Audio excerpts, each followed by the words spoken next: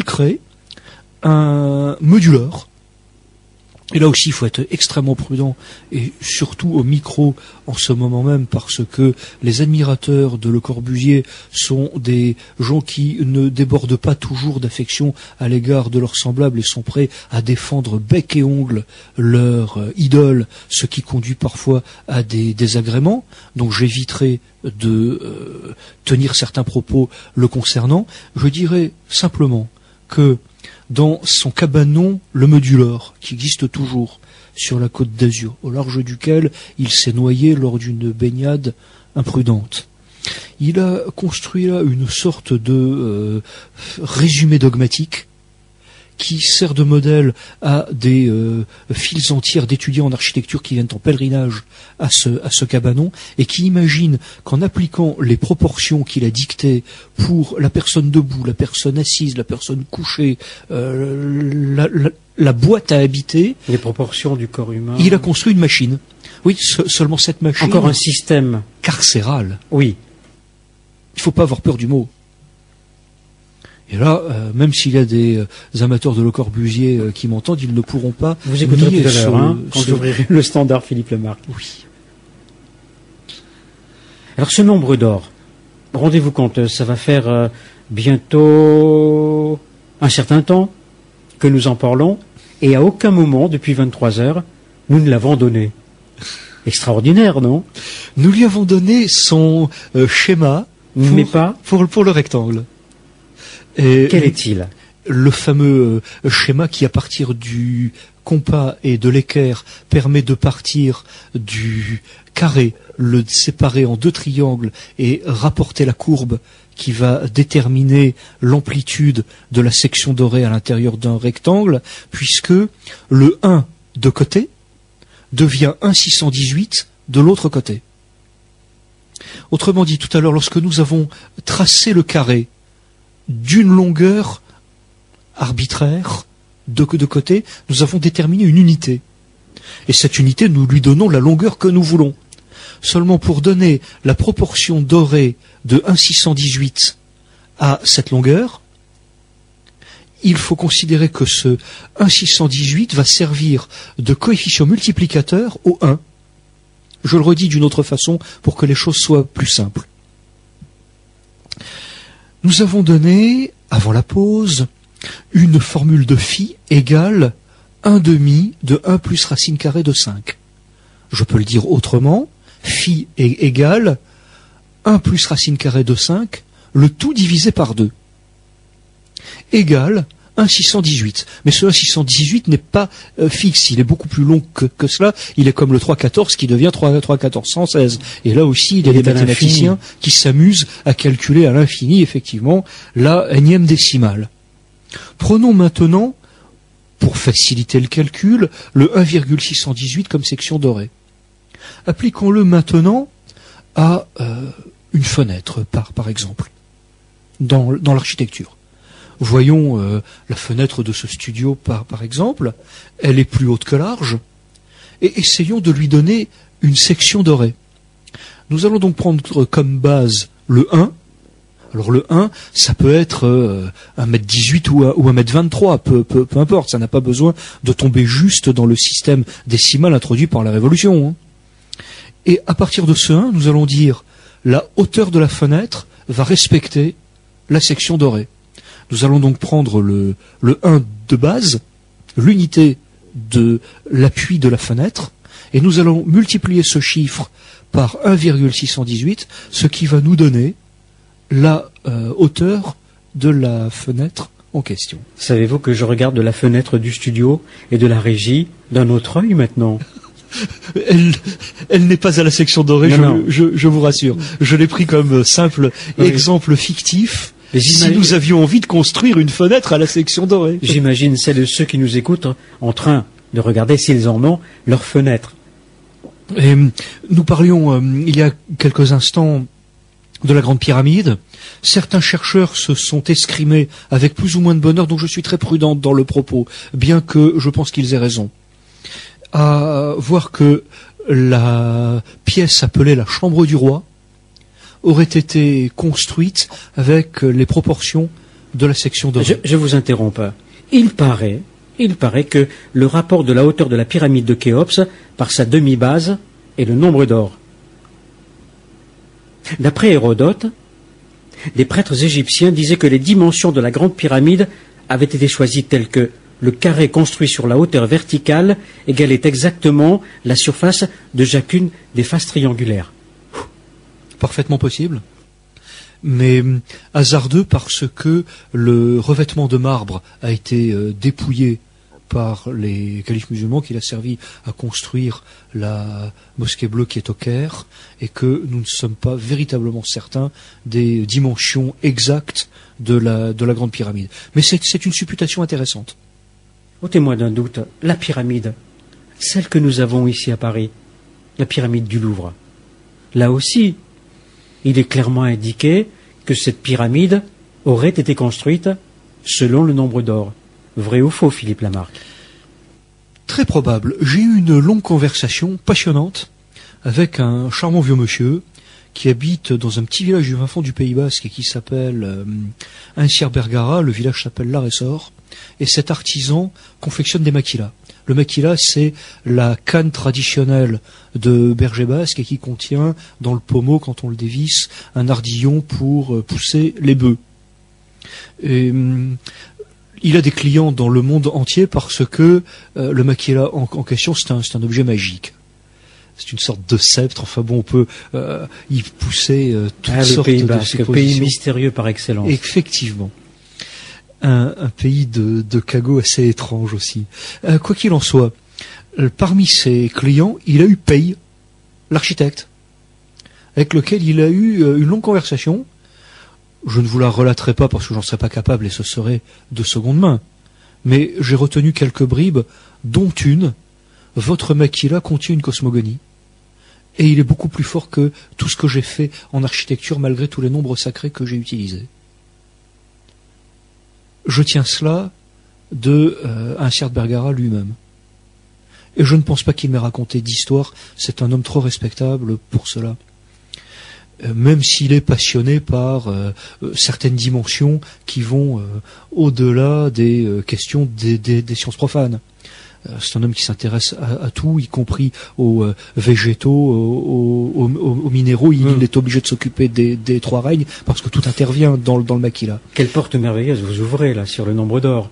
Et lorsque Paye lui a demandé cela, ils se sont entretenus des travaux qui ont eu lieu dans la cour du Louvre. Alors là, le temps nous a manqué à tous deux pour avoir une conversation plus poussée dans ce domaine. Et puis, c'était pas trop les centres d'intérêt de mon interlocuteur.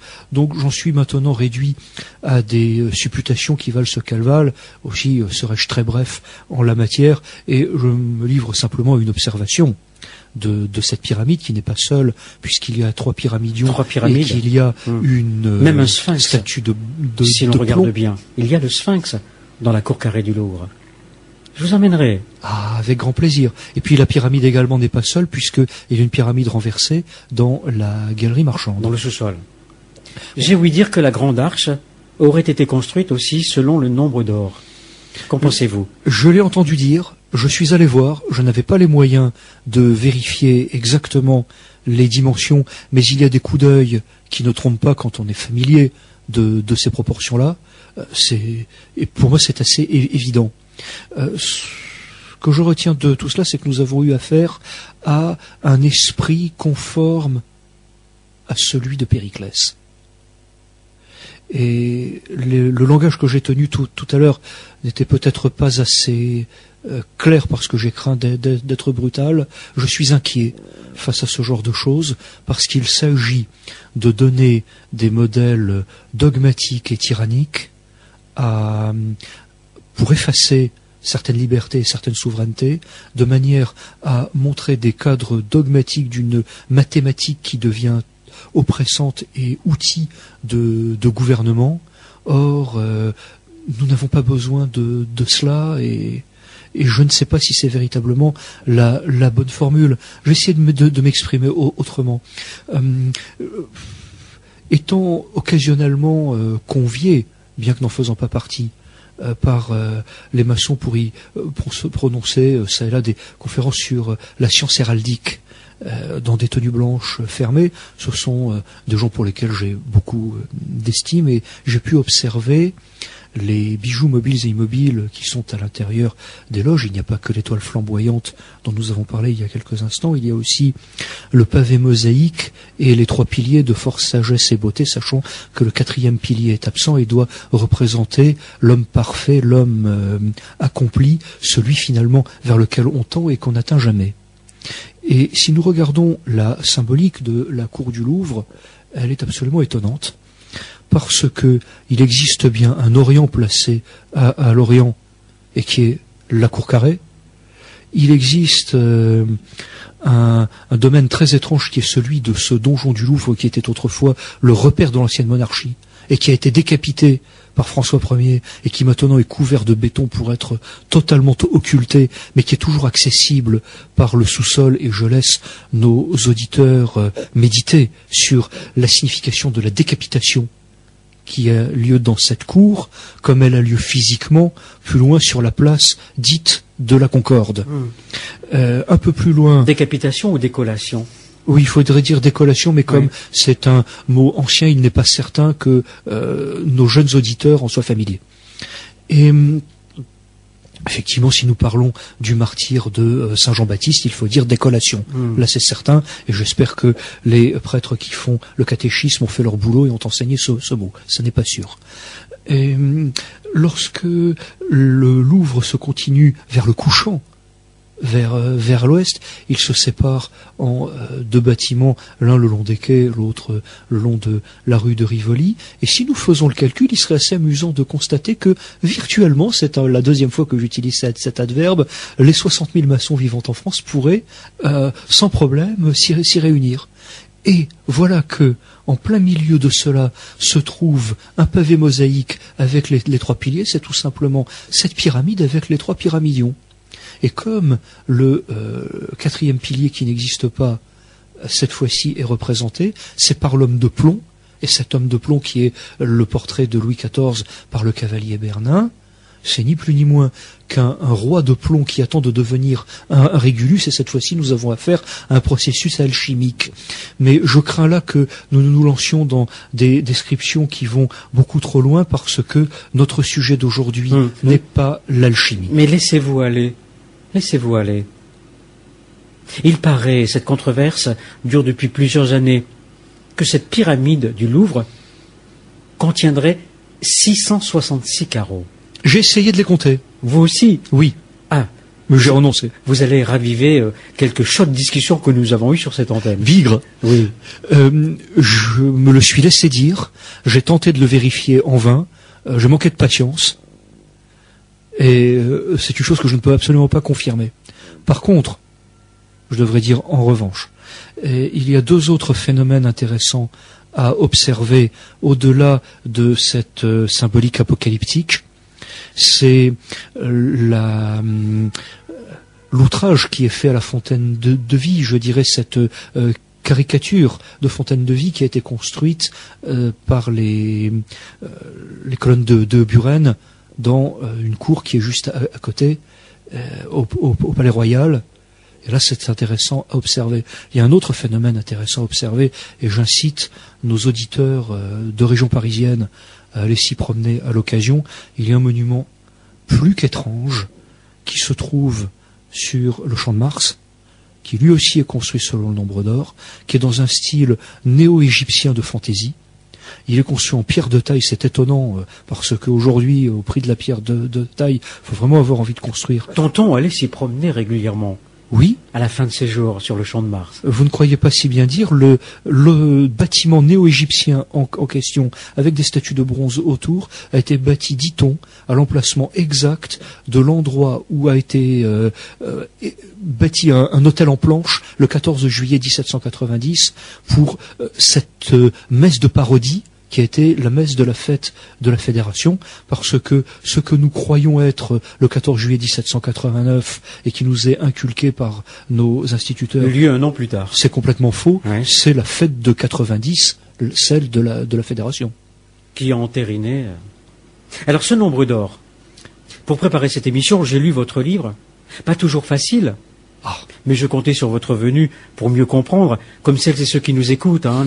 Nous ne sommes pas très nombreux à connaître ce nombre d'or, et je pense que ça valait bien cette émission. Il n'est pas facile parce que vous m'avez avoué, et nous pouvons vous dénoncer à nos auditeurs, que vous l'avez lu entre 10h du soir et 4h du matin. Oui. Oui. Pour qu'il reste frais dans ma mémoire. Je vous en fais tous mes compliments, je n'aurais pas eu votre courage. Le livre a été conçu différemment par votre serviteur. Et il doit accompagner des moments de détente pour qu'il soit encore plus des moments de détente. Il est pratiquement fait pour être lu sur la plage et puis par tout petit bout. Je dirais presque qu'il s'adresse sur la plage, Philippe Lamarque. Sur la plage. C'est un endroit que je ne fréquente jamais, mais j'ai déjà aperçu. Je ne m'engage pas, mais maintenant que l'émission est bien avancée, oui, je vous promets de lire le livre avec un autre regard. Bigre. Il a presque été conçu pour s'adresser à des gens qui aiment se délasser avec des mots croisés. Donc, c'est un itinéraire. On prend son temps. C'est presque une marelle. Oui. C'est presque un jeu de la marelle. C'est exactement ça. Et le jeu de la marelle est un jeu initiatique, oui, tout comme le jeu de loi. Et il faut bien le prendre comme un jeu. Oui. Et c'est pour cela que ce livre d'aspect difficile, quand on l'avale en 6 heures d'affilée, devient tout d'un coup beaucoup plus ludique quand on l'aborde comme une promenade. Alors, j'ai également lu Robert Chalavou. Vous connaissez? De nom. De nom. Lui prétend que ce nombre d'or, nous le trouvons partout dans la nature. Quelques exemples. On le trouve dans le nautile. Exact. Dans les escargots. Oui. Dans les cœurs de chardon. Oui. Sur les chevaux. Oui. Dans notre visage. Dans les fleurs de tournesol. Il parle également des monuments mégalithiques. Là, je suis beaucoup plus prudent. Les abbayes cisterciennes. Oui, là, c'est exact.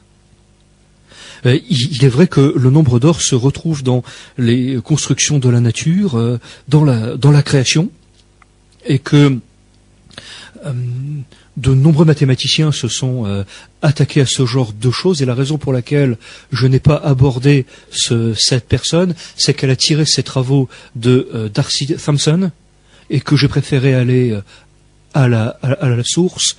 Je donne l'orthographe pour nos auditeurs parce que ils pourront éventuellement aller chercher dans Google quelques éléments résumés de ce mathématicien qui est passionnant et qui est facile d'accès parce que les schémas sont aisés. Il s'appelle Darcy, D''ARCY, et Thompson, comme les instruments électroménagers Thomson. Alors, le nautile, un exemple. Nous prendrons simplement cet exemple. Vous en parlez dans votre bouquin. C'est exact, et je donne le schéma. Quand je dis bouquin, pardonnez-moi. Oui, mais vous avez raison. Vous en parlez. Oui. Le nautile, j'en donne même un schéma de construction mathématique parce que, cette fois-ci, pour le comprendre de manière mathématique, il faut être un tout petit peu plus familier des équations et avoir des notions des primitives, des intégrales, dont je donne les formules. Bon, elles sont très brèves, hein, que nos auditeurs qui ne connaissent pas les intégrales les passent rapidement, d'autant que le schéma est immédiatement après, et comme disait Napoléon, un mauvais schéma vaut mieux qu'une longue explication. Vous avez parlé de la fleur du tournesol. Oui, c'est exact. Oui, parce que le schéma à l'intérieur... Retrouve-t-on le nombre d'or dans une pomme de pin? Vous savez, cette humble pomme de pin. Oui, c'est exact, mais là aussi il faut être prudent et très aristotélicien parce que la pomme de pin en question est rarement toute droite avec un axe rectiligne à l'intérieur, parce que il est légèrement penché, et ce sont les caprices des intempéries, du climat et de l'exposition au soleil qui modifient la pomme de pin en question. Mais nous pourrions imaginer une pomme de pin folle qui serait née dans une ambiance de laboratoire aseptisé, enfin quelque chose d'assez délirant, mais nous pouvons l'imaginer un instant, ne serait-ce que par